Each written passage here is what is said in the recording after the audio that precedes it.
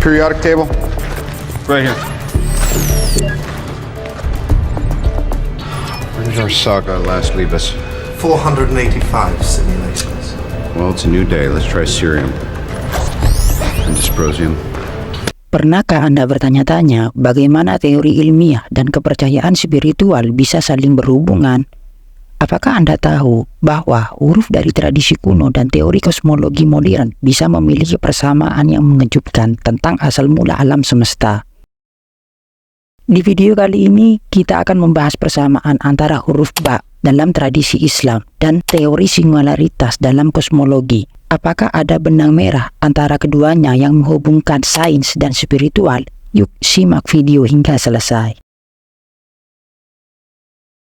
Kenapa Al-Quran dimulai dari Ba? Dan Ba dimulai ada titiknya satu.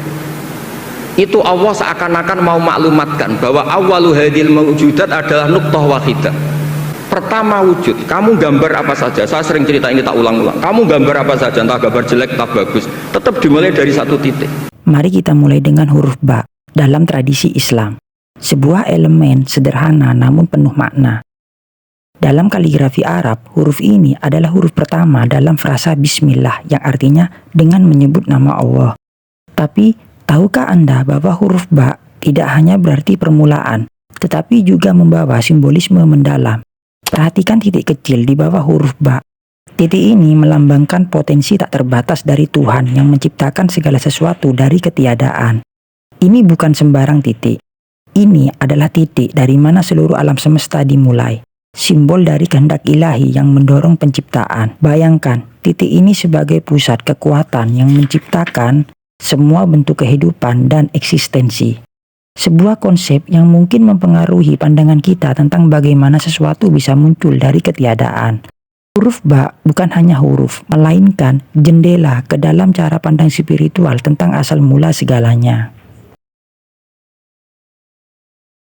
A scientific discovery this evening. It is making huge headlines across the globe, something truly historic.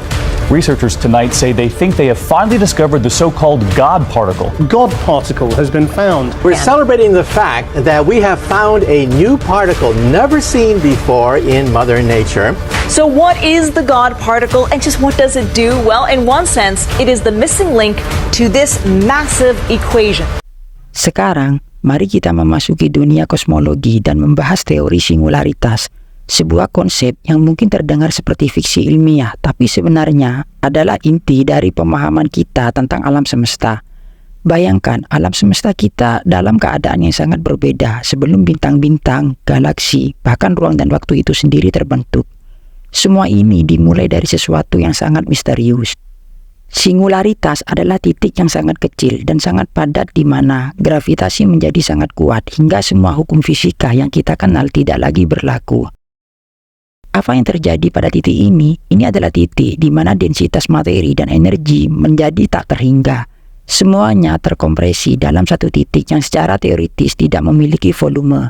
Bayangkan jika Anda menempatkan seluruh materi alam semesta ke dalam ukuran hanya beberapa mikron. Ini bukan hanya konsep abstrak. Ini adalah kondisi yang mengarah pada Big Bang saat alam semesta mulai mengembang dari keadaan ini sekitar 13, miliar tahun lalu.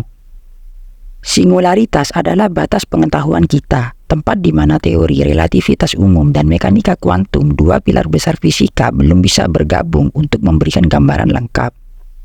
Inilah mengapa singularitas sering digambarkan sebagai pintu masuk menuju misteri kosmik yang lebih dalam, dan alasan mengapa para ilmuwan terus mengejar pemahaman yang lebih baik tentang kondisi ekstrim ini. Science theory unambiguously predicts there was a singularity in the past. There was a moment of time when the universe had infinite curvature, infinite energy, infinite expansion rate, the whole bit.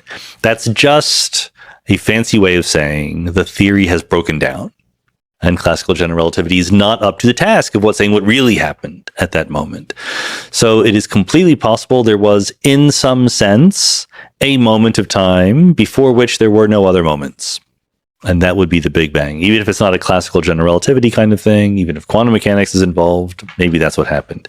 It's also completely possible there was time before that, space and time, and they evolved into our hot Big Bang by some procedure that we don't really understand. So, bagaimana dari titik tak terhingga ini muncul seluruh kosmos yang kita lihat sekarang?